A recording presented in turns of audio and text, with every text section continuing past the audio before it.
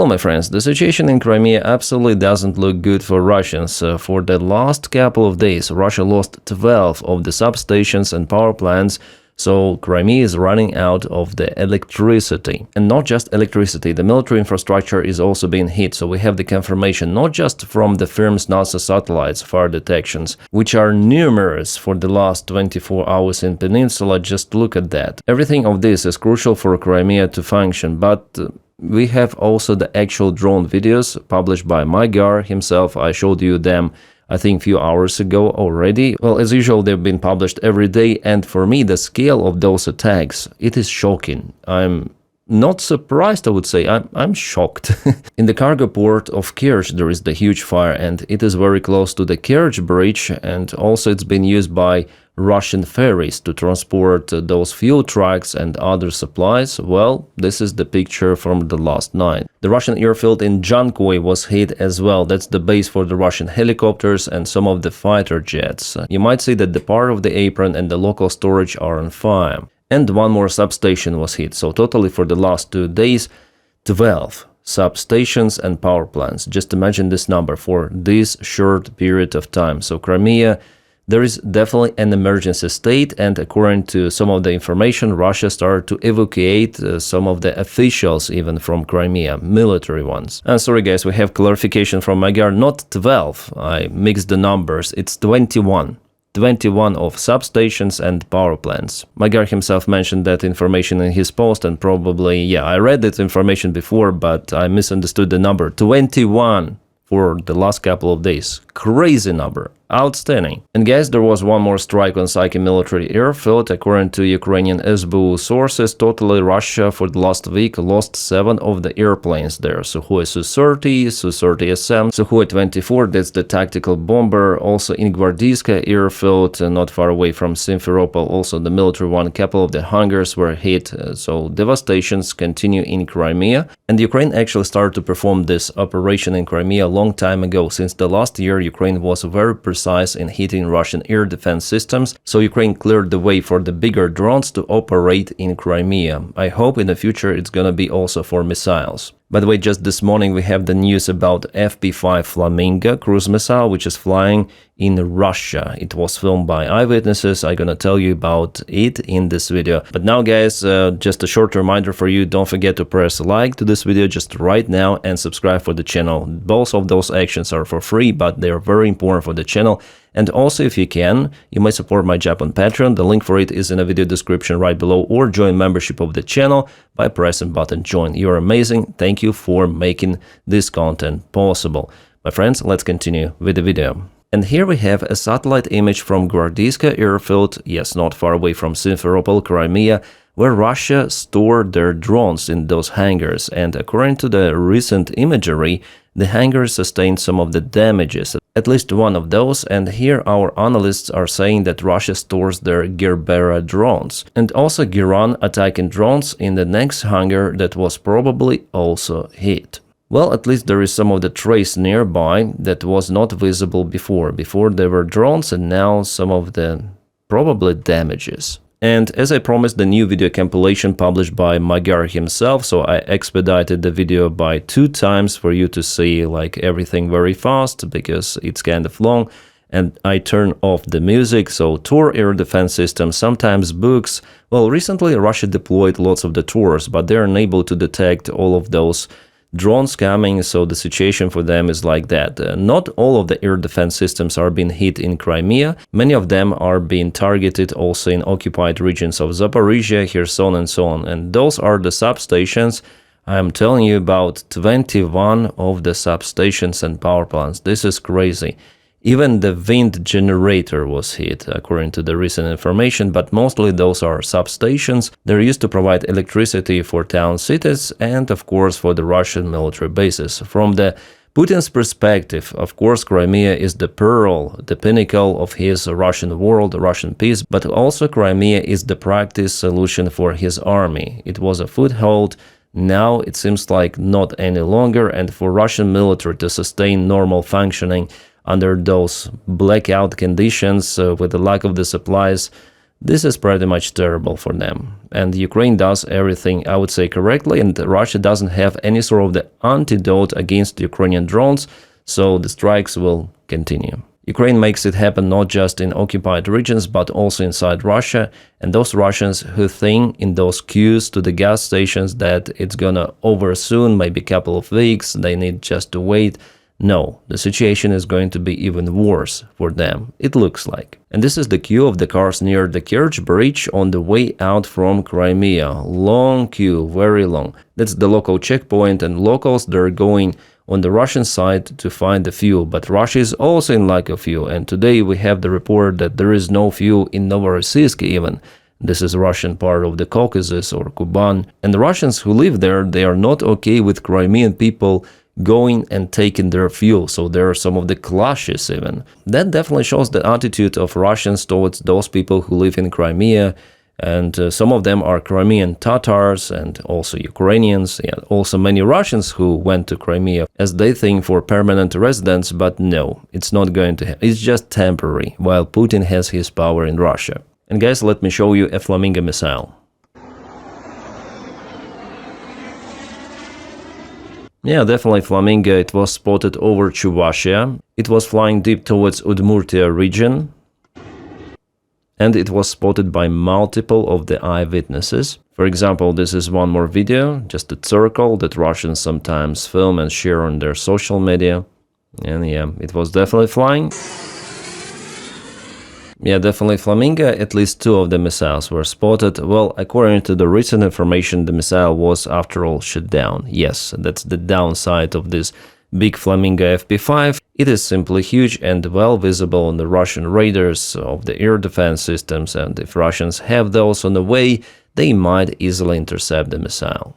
Yeah, we have this photo claiming that missile was shot down. It was also confirmed by one of the Ukrainian channels, so we'll see for sure in a few hours. But it looks like the arrow kaboom, so something was intercepted at the very low altitude. Yeah, so missiles were launched during the night time, they covered lots of the distance, but after all, Russia still has some of the air defense systems left. But Ukraine is moving further and further. FP5 is just one of the tools. Ukraine is also very consistent and precise with its drone attacks, like FP2 drones, looted drones, they're flying very far away. But still, for example, Omsky refinery, which is one of the biggest, if not the biggest ones in Russia, it is still functioning and Ukraine is unable to hit it because it's very far away, but some of the surveillance drones of Ukraine were spotted there before. But what we have is the confirmation of the successful Ukrainian strike on the Russian satellite communication center in the Moscow region. It happened a few days ago. I knew about this case, but I didn't tell it because I needed some of the evidence. And finally, the evidence is being published by some of the satellite imagery, showing several of the holes in a roof in one of the main buildings and also nearby. They have some of the radars, antennas, and this facility is very important for the Russian military. Nevertheless, Ukraine, just with the help of the drones, is capable to disable it. Ukraine operates with a swarm of the drones, and in this case, Russia failed to protect this piece of their very critical infrastructure. Even though Russia has deployed most of the air defense systems in Moscow region and Moscow itself. Yeah, also in Crimea near the Kerch Bridge, but those are 2 priorities for Russia. But anyways, Ukrainian drones may sneak to the place and perform the mission successfully. And what is this? Oh, this is acrobatics near the gas station. Yeah, Russians are just bored. They're waiting for their turn to get few of the liters or couple of the gallons to their fuel tanks, and they're bored, it's hot, so they decide to practice some of the throwing. Yeah, you know what is happening there in Russia, a fuel fever. Back in 2022, there was the queue of the Russian tanks towards Kiev, and now there is the queue of the Russian vehicles towards the Russian gas stations. How the situation had changed for just a little bit more than 4 years. By the way, all of those tanks which you see below, they're gone already. I think gone several of the times, because Russia lost absolutely tremendous amount of their military equipment and military personnel in Ukraine. Yeah, this is the situation in Russia back in 1991. After the collapse of the Soviet Union, there was the lack of everything, And also fuel itself, Russians were pushing their Lada vehicles. By the way, Lada was without any changes, and this one is Gaz-21 Volga. A very good car. By the way, Lada is also good, because all of those cars were copied from the Western-made ones. It seems like Russia is the cursed country after all, because it's always autocracy. That's why I'm telling you that I don't believe in democratic Russia in the same state. It should be, I think, disintegrated to be democracy. So for Russians themselves, I think it would be great if some of the local republics of Russia would get their independence. Yeah, the Soviet Union collapsed 2.0, and actually this is the collapse of the initial Russian Empire. For example, part of Poland was Russian Empire, Finland was Russian Empire. I think those countries are okay without Russia. This prick again wore his military uniform.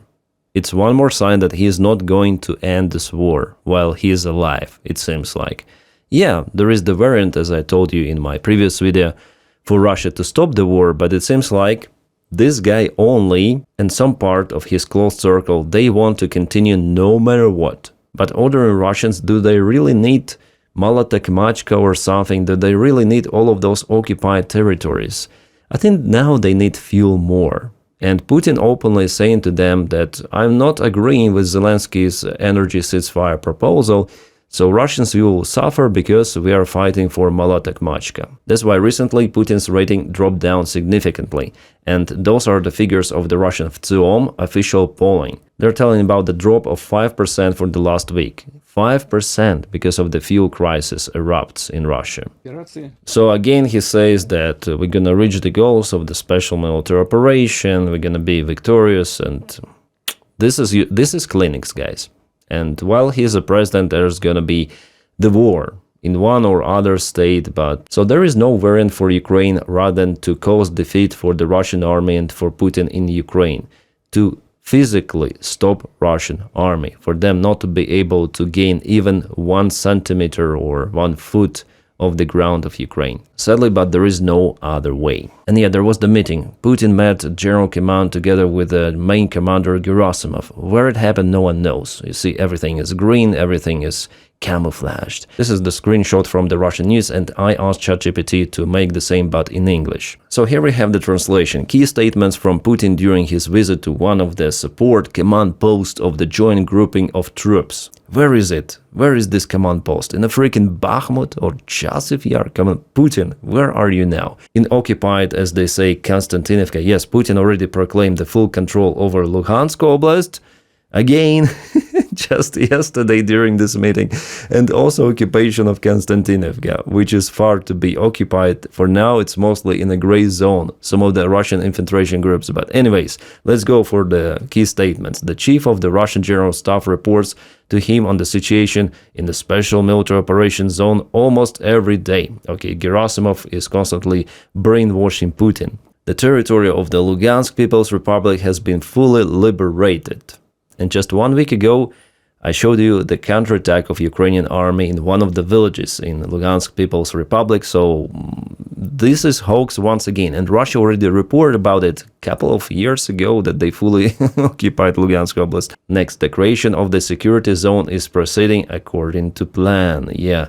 So idea of Putin, how he describes and explains Russian military actions, for example, in Kharkiv Oblast and Sumy, that Russia is creating some sort of the security buffer zone, not to let Ukraine to strike Russian territory or occupied regions of LPR and DPR, Zaporizhia, Kherson, and so on. But in a modern-day war, Ukraine may launch drones from Lviv, from the western Ukraine, and hit something in Moscow or St. Petersburg. The buffer zone doesn't really matter. But Putin says at the same time, the more Ukraine attacks Russian infrastructure, the wider should be this buffer zone or safe zone.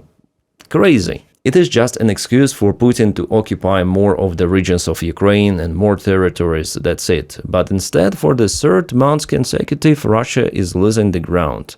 Netto. So Ukraine performed several of the counterattacks, and even Russian military bloggers are saying about it. Well, in my next video, I'm gonna update you with the military maps, and you're gonna see everything.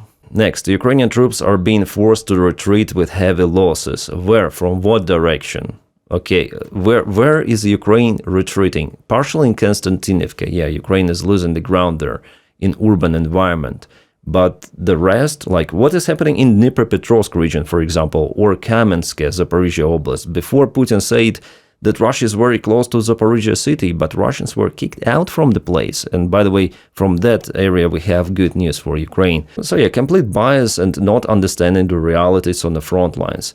Next, the fulfillment of the special military operations objectives is proceeding in line with the plan of the General Staff of the Russian forces. What was the plan, Putin? To destroy your entire army?